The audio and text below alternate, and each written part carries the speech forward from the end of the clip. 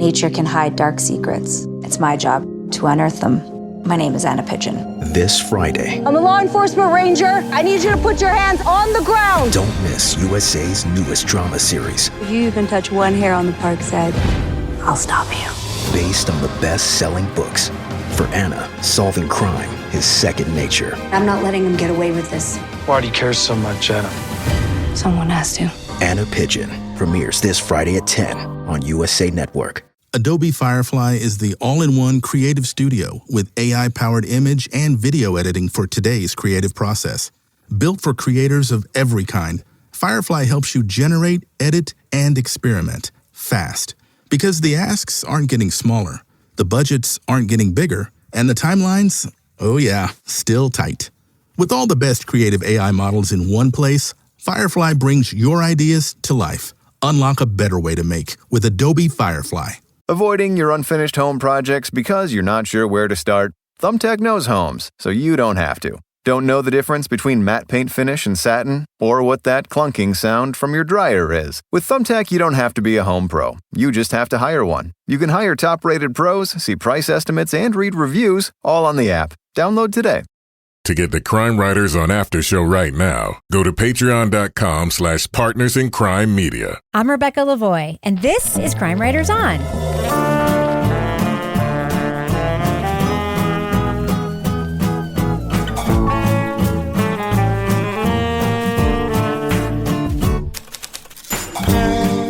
Crime Writers On is the original true crime review podcast that digs into true crime, pop culture, other podcasts. And on this episode, revolutions don't begin with action. They begin with somebody writing everything down. One of podcasting's best takes us through the history of those written calls to action in Dan Taberski's Manifesto. Joining me to get that done and more is true crime author, TV journalist, and host of These Are Their Stories podcast, my husband and love of my life. It's Kevin Flynn. Hello, Kevin. Hello, Rebecca. Also with us, private investigator, certified pet detective, resident cat lady, and author of The Final Curtain, it's Laura Bricker. Hi, Laura. Hey, Rebecca. And finally, filling in for the globe-trotting Toby Ball is our captain of all things awesome, our good friend, Ronald Young Jr. Hey, Ronald. It is my deepest pleasure to step in for Toby Ball. Good to see y'all. Glad to be here. Did you say it's like a maximum pleasure? Yes. I would say it's maximum pleasure guaranteed. I agree. All right. I agree. All right. Well, you just gave me the cue to talk about what's going on next week. Yeah, what's coming up? Yeah, we're going to be talking about the Apple TV show Maximum Pleasure Guaranteed. But also wanted to mention that on Thursday, for our rewind, we're going to be talking about Running from Cops. Oh, that was a good one. Which was also a Dan Taberski joint. So that brings it all around. So, you know what I just kept thinking, and I'll talk about it in the next episode when we record, is that I was so relieved this week that Toby did not have to watch Maximum Pleasure Guaranteed. Weren't you thinking that the whole time? Nope. I was. Nope. So fuckers got to do whatever we do. So, Laura, you ran to home base. How did it go? It went very well. 3.2 miles, a 5K, and I raised $1,865. And my goal was only... Congratulations. Thank you. Only $800. And home base, for those who don't know, this is a program through the Home Base Foundation and the Red Sox that provides 2 weeks of mental health services for veterans and their families free of charge. And it's an on-site program for 2 weeks. They get 80 hours of clinical mental health services in that 2-week period. And so I got to meet some of the families that had benefited from this. I met a woman whose husband had been in the military and had taken his life by suicide, and now she does the program in the run. So I want to give a shout out to all the Crime Writers On listeners who supported me on my run, because you guys totally got me over the edge. Allie Van Dyne. Over the top. Oh, Going over the edge is something completely different. It is. Thank you to our listeners who got me over my goal of 800. Not only did I pass my goal, I won tickets to the Red Sox in August. Nice. And I won Who a little... are they playing? I don't know.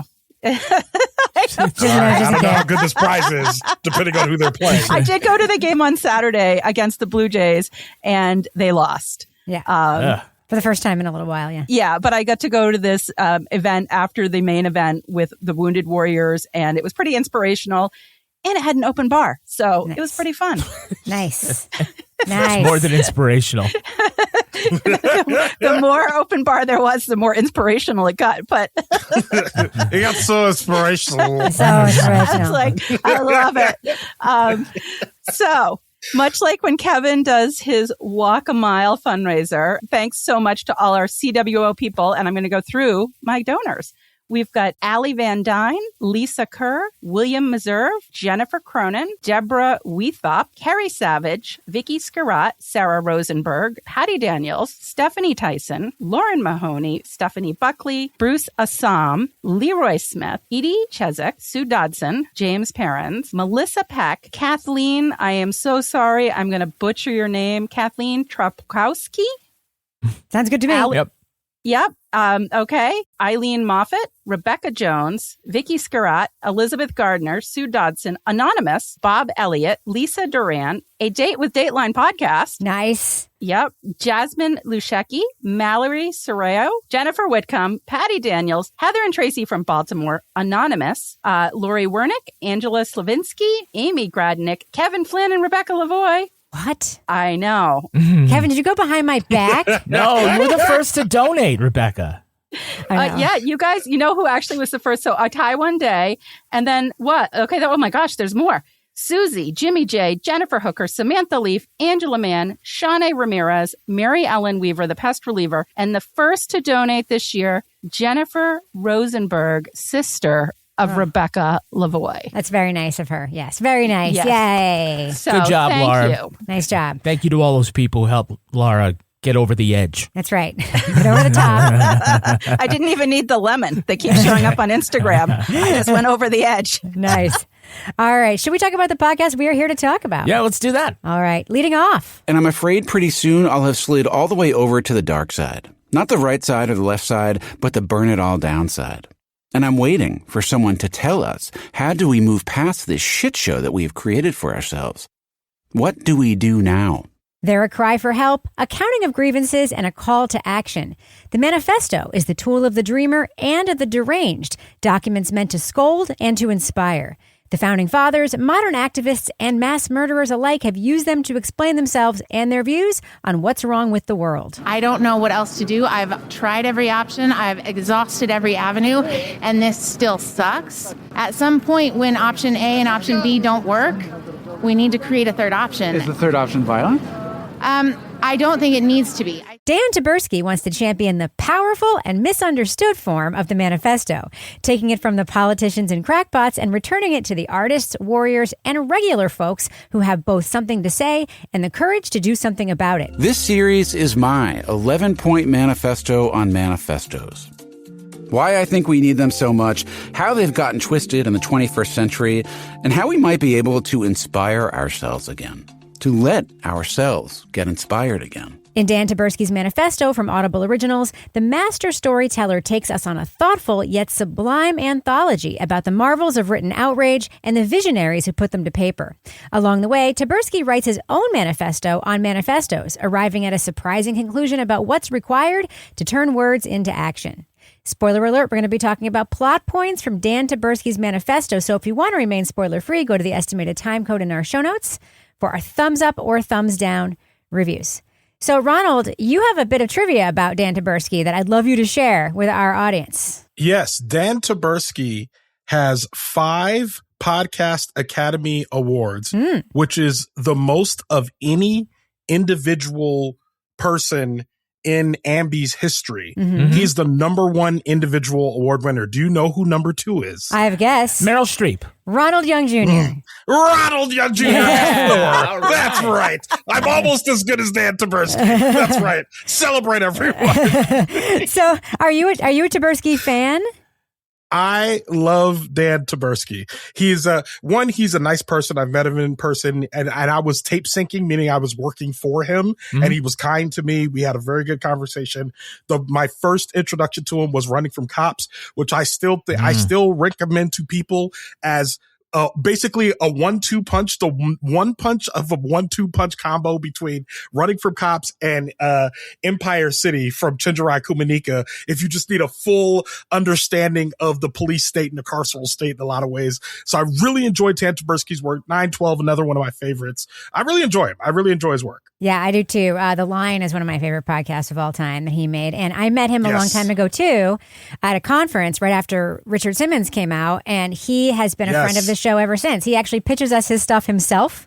If You can believe it. That. He'll send us an email and be like, hey, I got a new show. I'm like, you don't need us, Dan. You're doing great. But I met Dan Taberski in an elevator. You did? It's just the two of us. That's I think awesome. when I turned to talk to him, I think he thought I was going to rob him.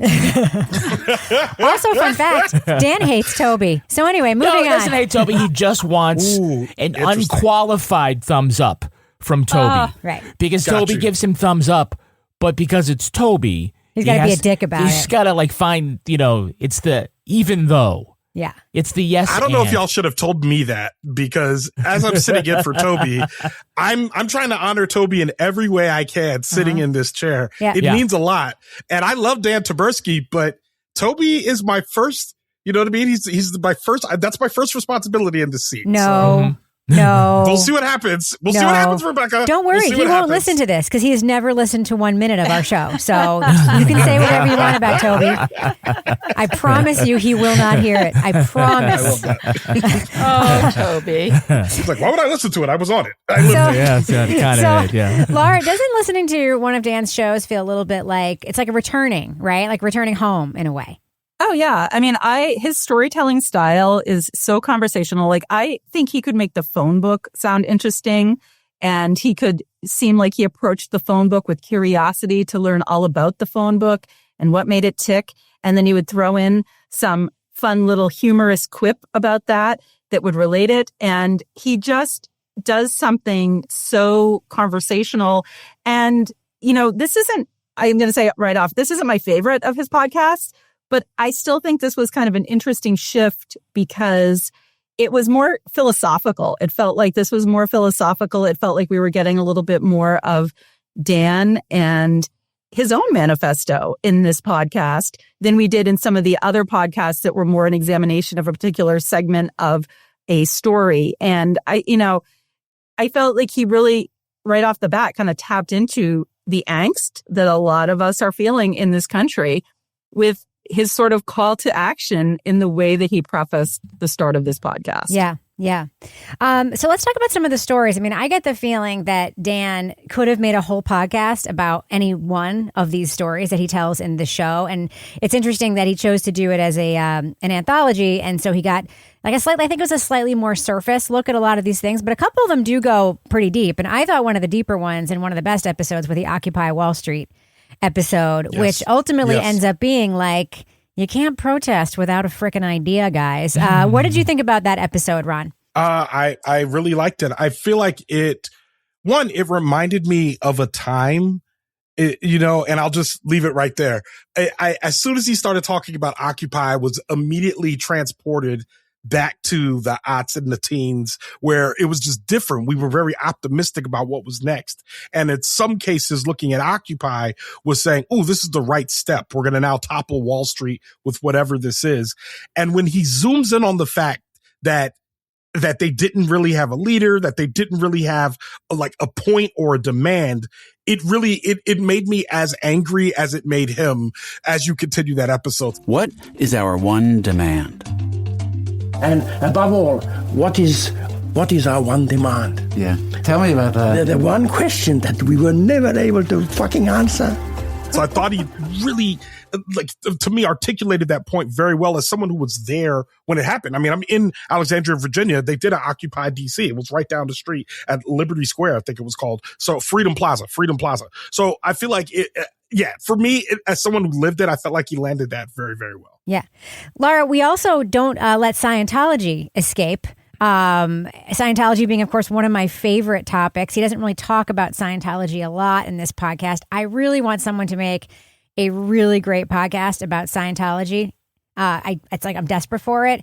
But this was more about 4chan. It was more about Anonymous and the sort of battle within Anonymous to either be funny and mischievous or super deep activist. What did you think, though, about how they approached Scientology as a movement, as the Anonymous movement was starting to grow? Well, that one, right off the bat, I have to say there's a line in there that Dan says at the ultimate sort of event that occurs. That was one of the great lines of this podcast where he's like, and they were just a hair over the line or something. I needed something. And I was like, yeah. So number one, I kind of was like, I was listening to that crazy voice that they were using that was like the computer voice that they were communicating by. And I was like, I would like to send messages. Yes. I would like to send messages to people in that voice. It was listening to like, how are we going to do this? Are we going to do these like stunts like Jackass? Or are we going to do something that's actually going to make a difference? And ultimately, they do a stunt that's kind of like Jackass, where they get somebody who's going to cover themselves in Vaseline and pubic hair and run into the Scientology corners and run around and create a situation. My first question, who gets covered in Vaseline and pubic hair? So you were looking for volunteers. You were saying if anybody... I thought we would never get one. And then when we finally got somebody who was down to do it, we're like, all right, sick. How do we make it worse? The fact that was even the action that they decided to take, I kind of forgot everything else about their movement and everything else about their manifesto and what they were seeking and what they were trying to do, because I was so distracted by the image in my mind of somebody like just slathered in Vaseline and multiple pubic hairs. Yeah. Multiple pubic hairs. I don't know. Did everybody else? Are you going to have nightmares? I am. No, the hair part is the gross part, obviously. The what's interesting is that this is happening now. There are a bunch of people raiding Scientology buildings now. They just run in with cameras and get as far as they can. So it's a thing that's happening now. And as much as I like see stuff like that and I'm like, oh, that's not cool for Scientology, freaking go for it. Like, go for it. It's completely fine. That place is nuts, and I'm probably going to get emails from Scientologists because I'm saying so on the podcast. That's happened to me in the past. Send me those emails too. I hate Scientology. It's whack. It's not real. It's a fake religion. You heard it from Ronald first. Yeah. And I'm anti-organized religion to begin with. Raised in the church my whole life. Still a part of a church. I'm really anti-Scientology for reasons that are way stronger than I'm anti-organized religion. It's not a religion. It's not even a cult. It's just a grift. It's just a grift. Yes. We've all been tricked. Many years ago, we reviewed the Leah Remini TV show that she did about Scientology on the podcast. Yes. I freaking love that show. R.I.P. Yes. Mike Rinder. Anyway, I love that show and I love Leah Remini. So, Kevin, I wanted to confirm something with you and I did. And I asked Dan and he couldn't remember, but then he was like, maybe. I pitched him the Free State Project as a story many years ago via Twitter DM. I know I did. I'm 100% sure I did. I told you I did at the time. He says, you know what? You probably did. There was an episode about the Free State Project, something we are intimately familiar with. Again, I don't think it goes super deep into it, not as deep as the Wall Street one. But what did you think about that episode? We know about it because it takes place in New Hampshire. And if you listen to this podcast, that you know that it was a movement of libertarians, like just basically trying to concentrate in a certain area and then be able to sort of control local government and then secede from the union or something like that. I was a TV reporter in New Hampshire at the time that this was going on, and I kind of remember hearing about it and then going back to the newsroom saying, do you know about this thing where people, because they were voting on different states and they just voted New Hampshire is going to be the one they're all going to come to, and nobody really seemed interested. They were kind of like, oh, yeah, it just seemed like crackpotty. And that was sort of like where kind of like where it ended. But and today, would you like to explain the status of the Free State? They're on our local school boards, and these people have infiltrated, man. And legislature. Yeah, right. It wasn't until the end of Dan's episode that he revealed that while there was somebody who was elected to the state legislature, there are 399 other representatives in the general court. So, as far as like impact, it's mostly symbolic, but they do like very disruptive things. Here's what Dave recorded that day. Video number 800 million.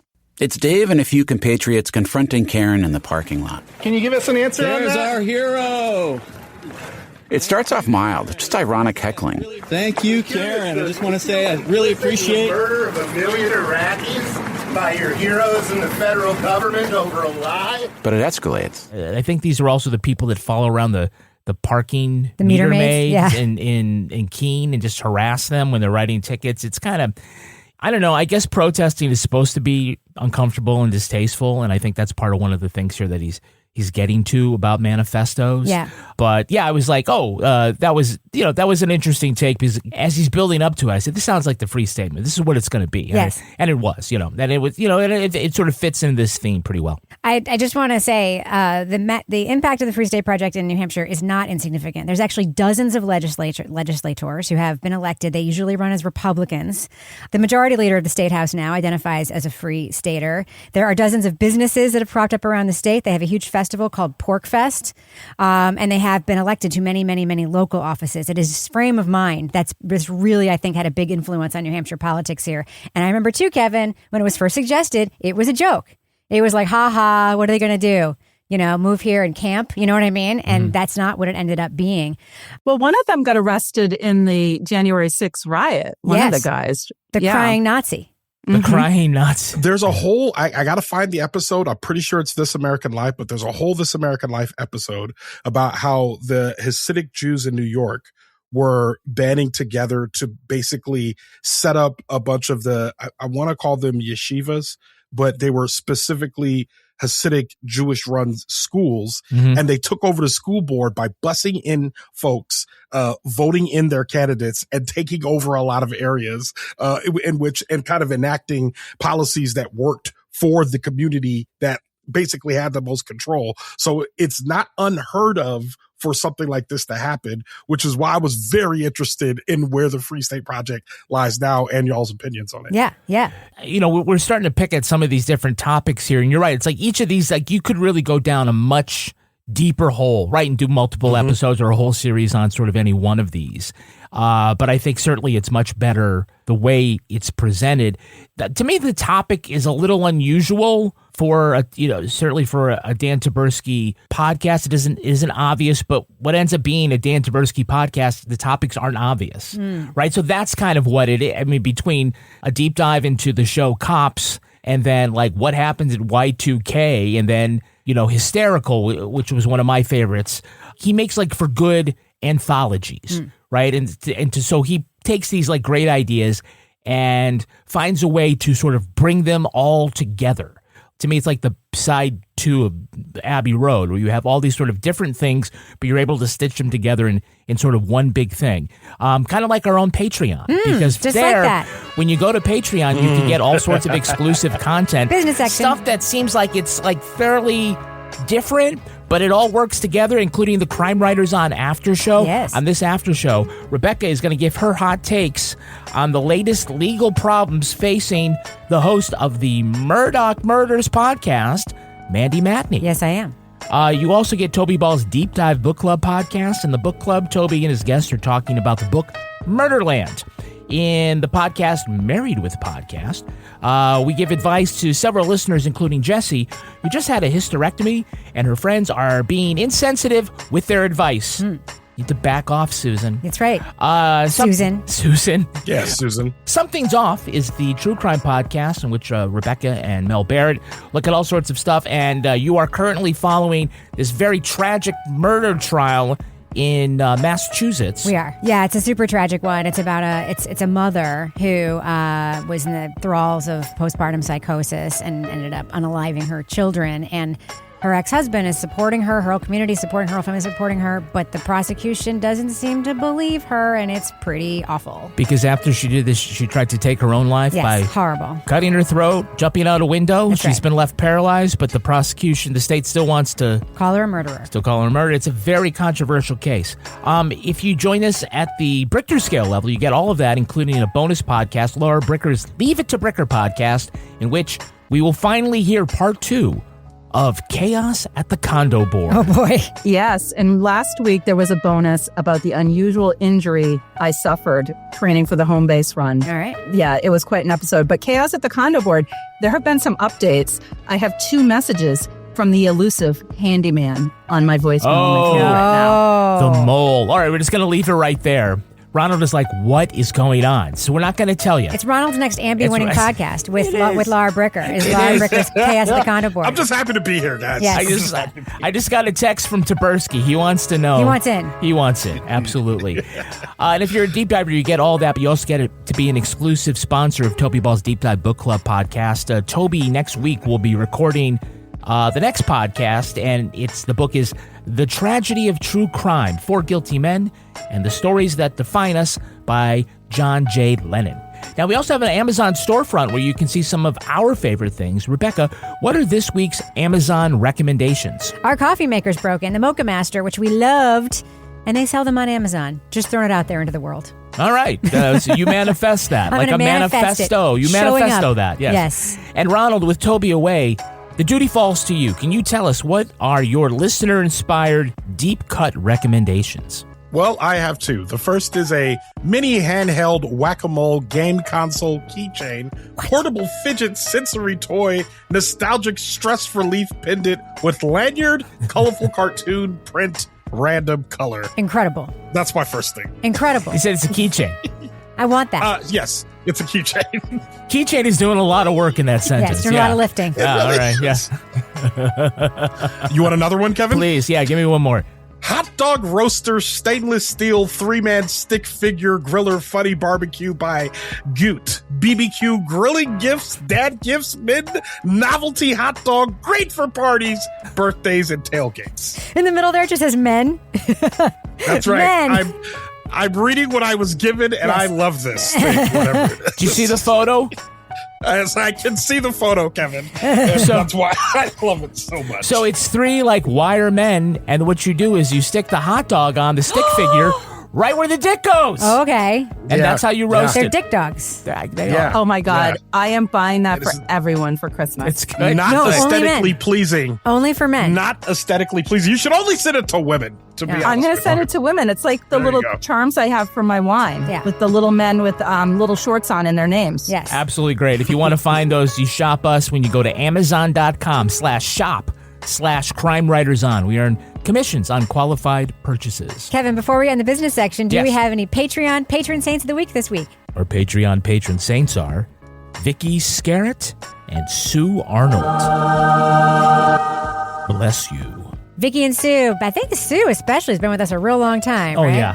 Thank you so much for supporting us on Patreon. We literally couldn't make the podcast without our patrons. You keep the show going. You are our engine. You are our fuel. We cannot thank you enough. Kevin, does thus end our business section? Thus ends the business section. Let's go ahead and fade that music out. So, Kevin. Yes. Did you think this was a high-quality true crime show? Yeah, but not as high a quality as our items from Quince that we always get. Nothing is. I want to start by just thanking Quince for supporting us for many, many years. We were with you when people called you Quince. Yes, or we never did. Quince. Exactly. That was a real thing. Yeah, well, we have been great partners with Quince for so long. As a matter of fact, because Rebecca loves the items that Quince has so much, we are net negative with our relationship with Quince because Rebecca continues to buy all of these quality items. Rebecca, right now, as a matter of fact, you are clothed head to toe in Quince. What do you got on? I'm wearing this cotton chunky cardigan from Quince. It's this cobalt blue color or cerulean, I like as the they color. would say in Devil Wears Prada. Yeah. But one of my favorite things I have bought from Quince in the last 8 months are these super soft fleece cropped wide leg pants. I have a white pair and a black pair, and every time I wear them, especially the white pair, great. They feel like guess how much these incredible pants cost? No idea. $42. Oh my God.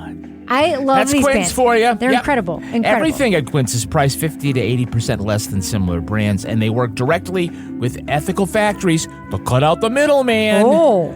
So you're paying for high quality, not brand markup. So be like me. Upgrade your everyday. Go to quince.com/crime for free shipping on your order and 365-day returns. Now available in Canada and the UK too. You speak English there. That's quince.com/crime for free shipping and 365-day returns. Quince.com/crime. At DSW, we ask the important questions, like, what shoes are you going to wear? Whether you're prepping for wedding season, festival season, or just planning the ultimate vacay, the right shoes can make or break an RSVP. So own the moment. You've got big plans, and we've got just the shoes, at the perfect price, of course.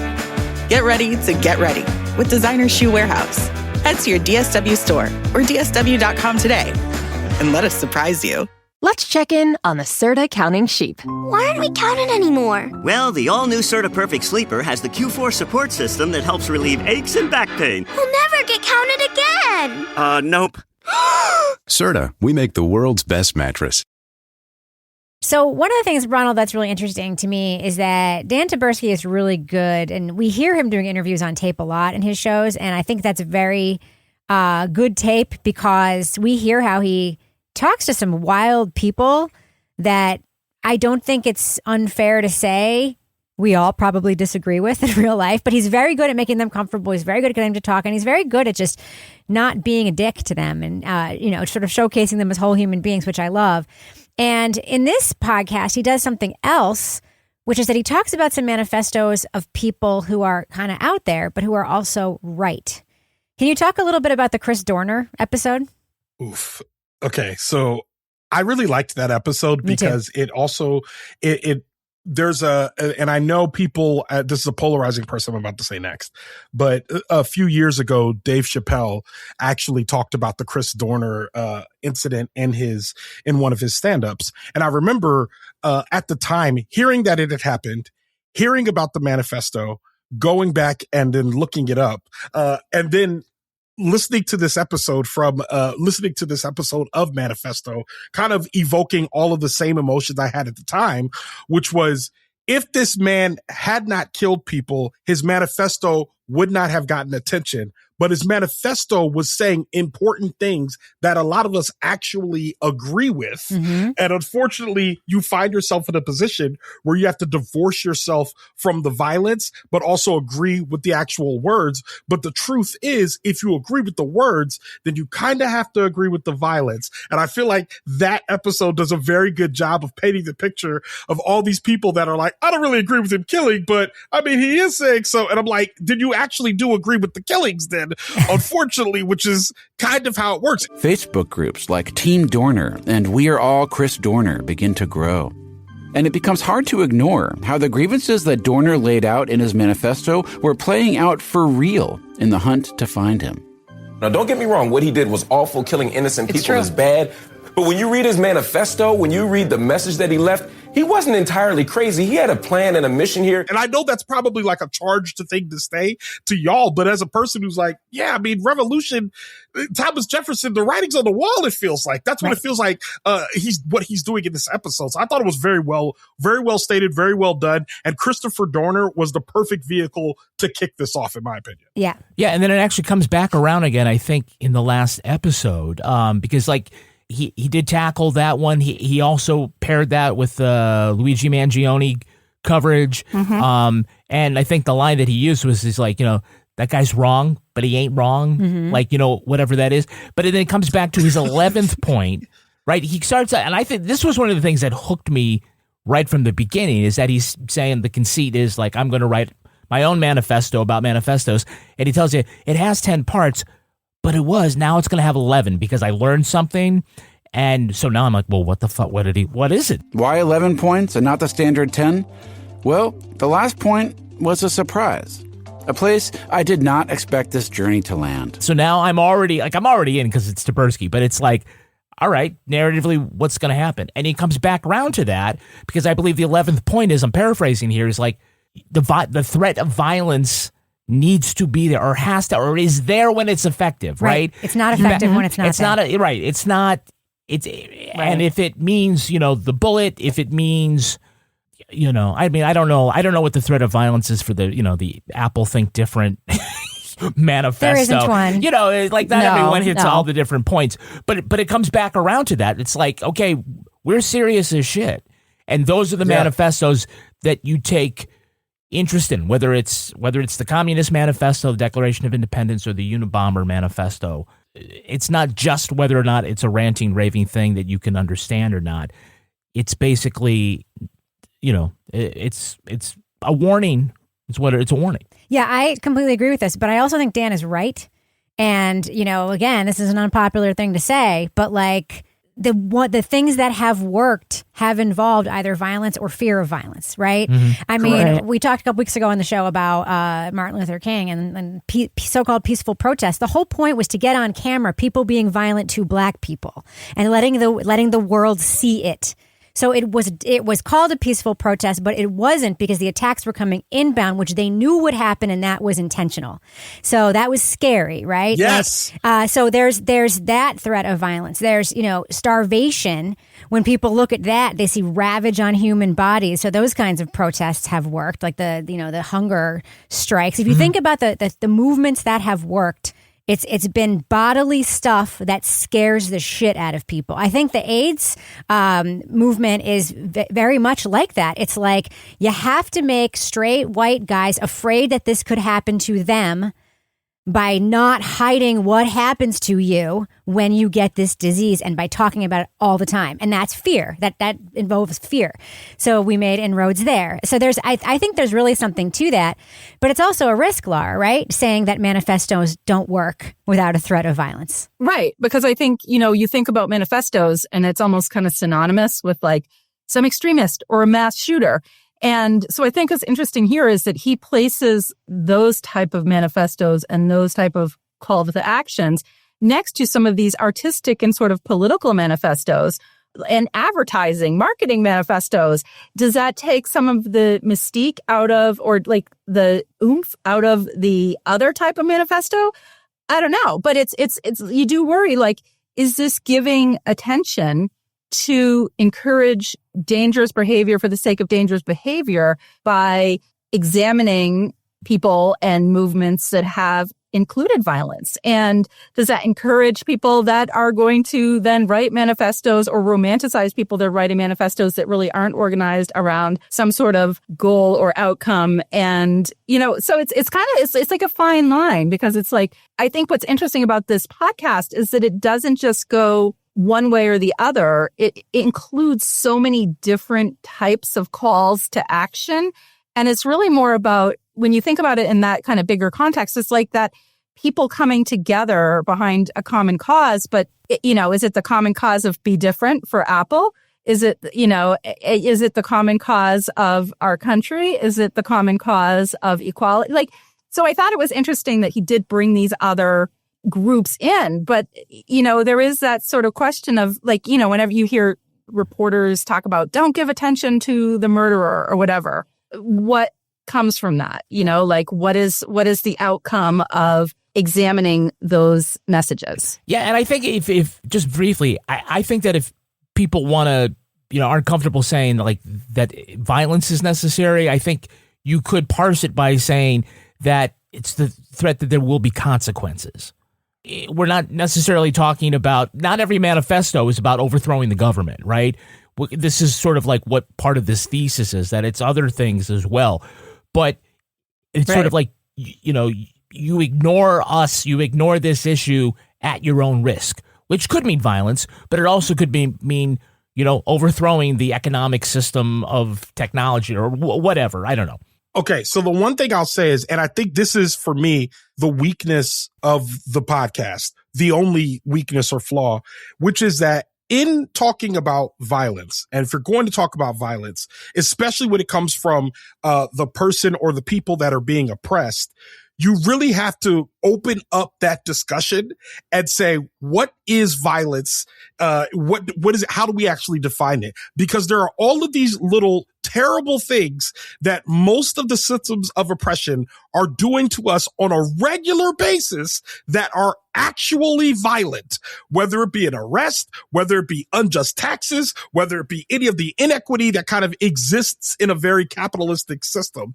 And I feel like there's parts of this podcast where I expected him to turn and take aim and say, why is there even a question of us committing political violence, a word that only exists when someone in power is killed? Correct. They never talk about the political violence that exists or the terrorism or the extremism that exists when regular folks are being hurt every day. And I feel like if you're going to make a podcast like this and you're not going to do a much longer discussion and examination of that, like episode 7, Dan, do that.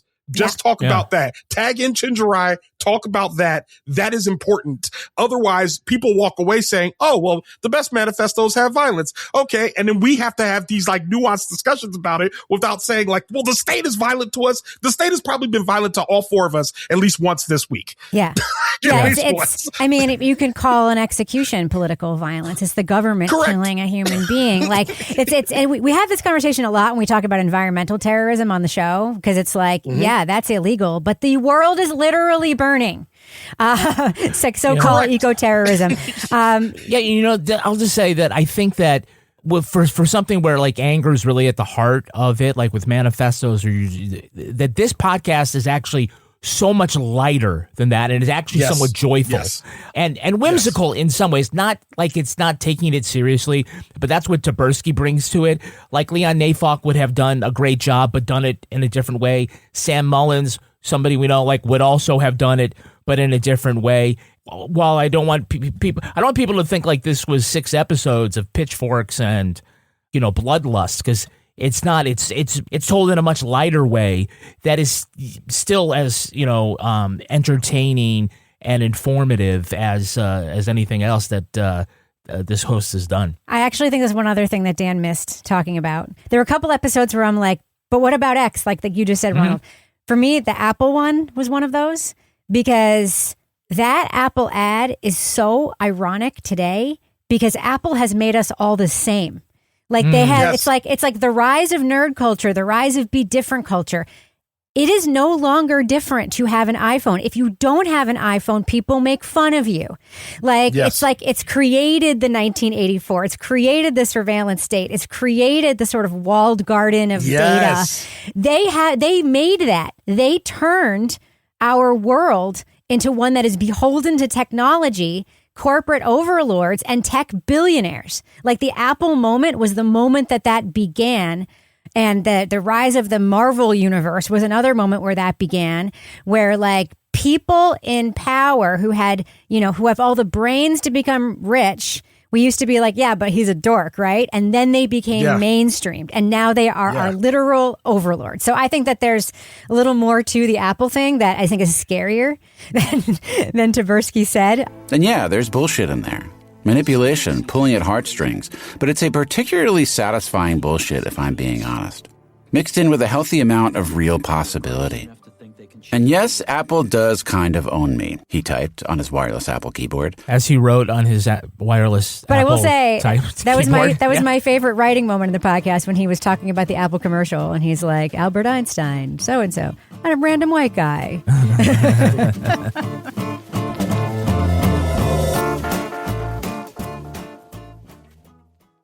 Nature can hide dark secrets. It's my job to unearth them.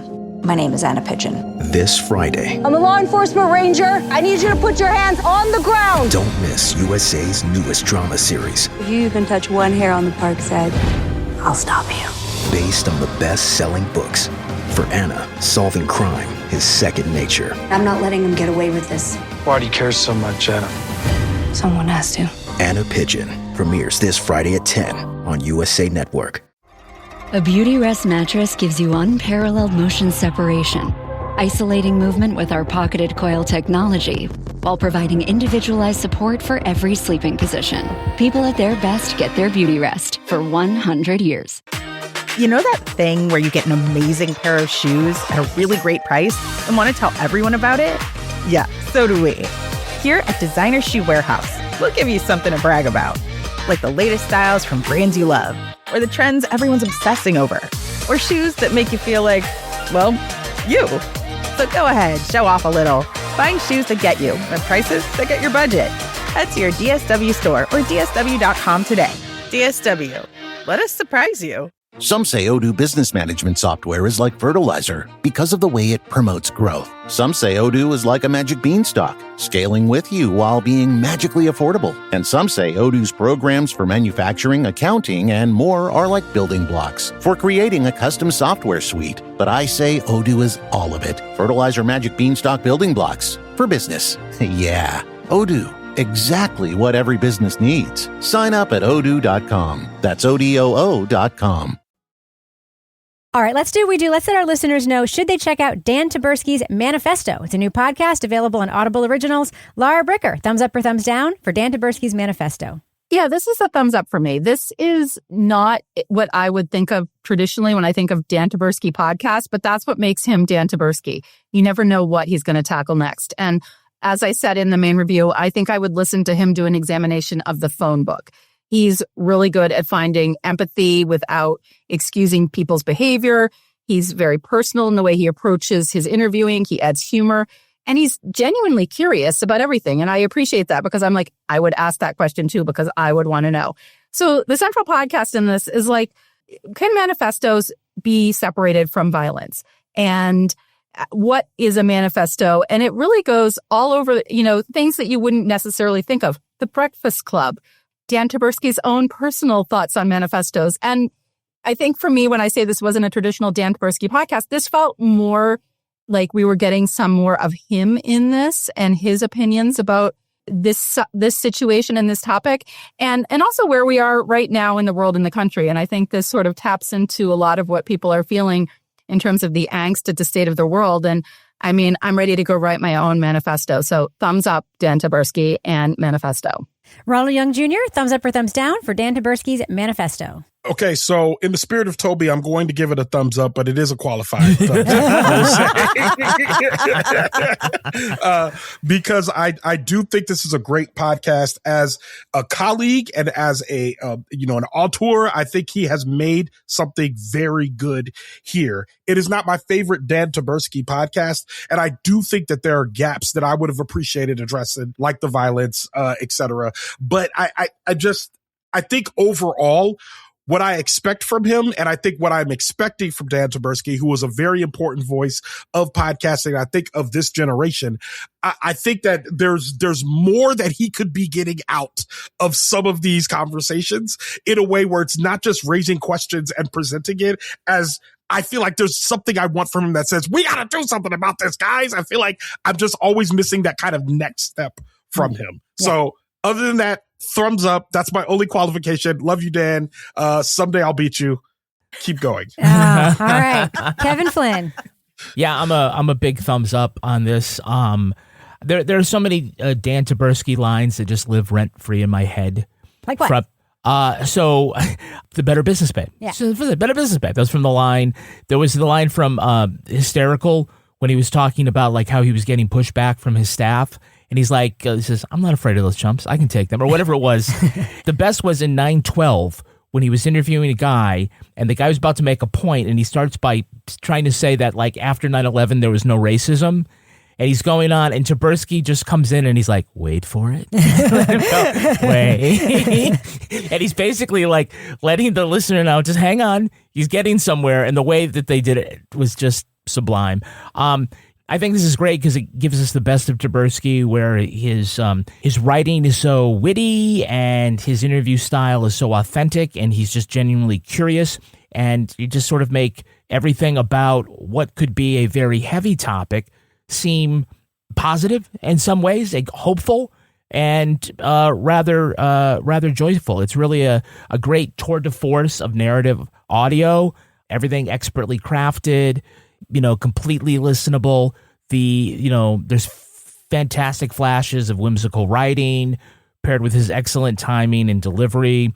So yeah, if you like any of the other Dan Taberski podcasts, then I think you should strap in, go along, let him take you where he wants to take you. It's always going to be a great ride. So thumbs up. Yeah, it's a thumbs up for me, too. This is not Dan Taberski's most memorable or important podcast, in my opinion, but it's quite good. I mean, every time I listen to a Dan Taberski show, I think about all the times I've complained about mediocre white men being successful in podcasting. And I'm like, he's like literally an exceptional white man in podcasting. Yes. And it's just like so deserving of all the accolades and love that he's gotten and all the deals that he gets, because he can just do so much. And my favorite thing that he does in every podcast he does, and we hear a lot of it here, is his interviewing people that we will never meet and never talk to because we all live in our little bubbles where we never actually interact with people who are that different from ourselves. And he just goes into worlds and, finds voices. He has an incredible interview of somebody who participated in Occupy Wall Street that I just adore in the podcast. It follows his arc, gets him to really, sort of share his heart on his sleeve. He has an incredible interview with a political figure that I happen to know is well known to be like nutty. And he just really humanizes him and like gets to the motivation of it. And like, he's just so good. And that to me is like the real driving force here, much more so than, if there's a weakness for me, I agree with some of what you said, Ronald, but I also think that sometimes having a theme sort of forces some stories in a way, or sort of forces you to bend a story around the theme, or sort of forces you to make a number of episodes. So maybe you include things that don't quite fit. There's a little bit of that here, but I felt the same way about Hysteria, although I loved Hysteria. So yeah, I'm a big thumbs up. My complaints are minor compared to the things that are good about this. And so Dan, please keep being exceptional. Please keep pitching us your work, and please keep making audio, because we need you right now more than ever. In Laura Bricker's neighborhood. Exactly. Exactly. At the condo board. Take on the condo board. Take on the... There's a mole in the condo board. There is. Ron, it's very, very... It's the handyman. He's the mole. All right. All right. Now it's time for my favorite part of the podcast, a little something I like to call the crime of the week. Researchers at UCLA's Department of Ecology and Evolutionary Biology have long relied on grants from the government to continue their study of yellow-bellied marmots. But because the administration thinks mammals are too woke, the funding has dried, and now scientists have a new way to keep the program going. They've started an OnlyFans.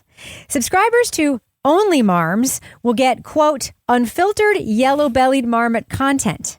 They can see photos and videos of the beaver-like critters with names like Staple, Pawprint, and Cabinet.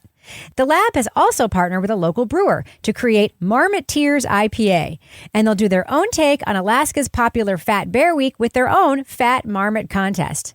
While they bemoan their lack of funding and the threat of cancellation, the scientists say bringing their knowledge to the public is a worthy goal. So panel, what is the next unconventional thing these scientists will do to raise money? What do you think, Laura Bricker? I don't know if it's the scientists, but I think those marmots are going to have to unionize to make sure they're getting the right share of their OnlyFans money. I think that's right. Yeah. What do you think, Ronald? What's the next unconventional thing these scientists could do? A completely normal potluck fundraiser run specifically by the chemists. Yeah. What do you think, Kevin? Kangaroo feet pics. Oh, my God. Well, I just want to say one thing. I wouldn't copy the Alaska Katami Park bear cam too hard. This week, one of the bears killed a cub on camera, and tons of people saw it. Jeez. It was no good. On the next Dan Taberski's Manifesto. It's just nature. That's wildlife, man. That's just nature. Yeah. That's going to do it for us. But before we go, Laura Bricker, speaking of nature, do we have a cat of the week this week? Oh, yes, we do. This is one of my favorite. This is like a cat of the week, crime of the week. Almost could be a remote Leave It to Bricker episode. Comes to us from Lillian Seldine, longtime listener Lillian. Her cat, Benjamin. Benjamin was falsely accused of a crime he didn't commit, but I was able to exonerate him by collecting evidence proving he couldn't have done it. It all started when I received an angry text from a neighbor stating she had witnessed Benjamin attacking and seriously injuring her cat. She was demanding I pay her vet bills. So I probed a little deeper and found out the exact time of the attack. Since Benjamin wears a tracker, I was able to pull up the GPS data and prove that Benjamin was nowhere near the scene of the crime at the time of the assault. Wow. Exoneration. We have been able to identify an alternative suspect who bears a similar likeness, Orange Cat, and we are in the process of apprehending him. This has all the makings of a true crime documentary, she says. False accusation by an unreliable witness. Conviction, demand for justice without due process. If it wasn't for swift work by my own Innocence Project, Ben would be in kitty jail and I would be out hundreds of dollars. Wow. I just knew Ben couldn't have done it. He is not a mean cat, and I'm glad I was able to prove it. Well, she's the Susan Simpson of cat owners. Laura Bricker, folks want to reach out to you on social media and pitch any animal or animal story to be cat of the week. How can they find you there? You can find me at Laura Bricker on Instagram and Blue Sky. What about you, Ronald Young Jr.? Where can folks find you? You can find me on Instagram, Threads, TikTok, and Letterboxd at Oh It's Big Ron. That's at OHITSBIGRON.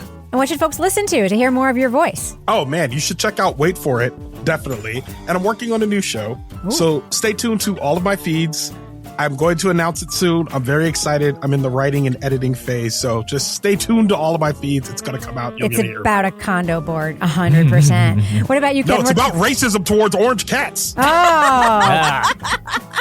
A well-known problem. Let's write a manifesto. What about you, Kevin? Where can folks find you? I'm at Kevin P. Flynn. You can find me everywhere at Reb Lavoie. Follow the show everywhere at Crime Writers On and join our Patreon. We've got lots of amazing stuff back there. I promise it's worth your while.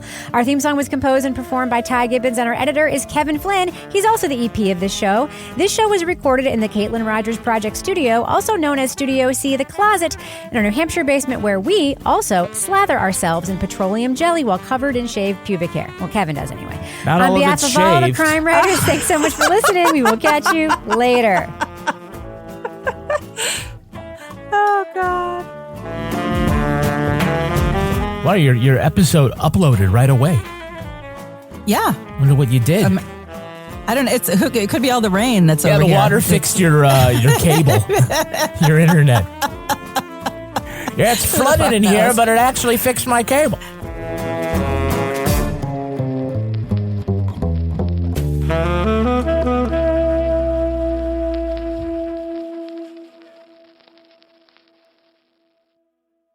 Running a business is hard enough, so why make it harder with a dozen different apps that don't talk to each other? Introducing Odoo, the only business software you'll ever need. It's an all-in-one, fully integrated platform that makes your work easier. From CRM, accounting, inventory, e-commerce, and more. And the best part, Odoo replaces multiple expensive platforms for a fraction of the cost. That's why over thousands of businesses have made the switch. So why not you?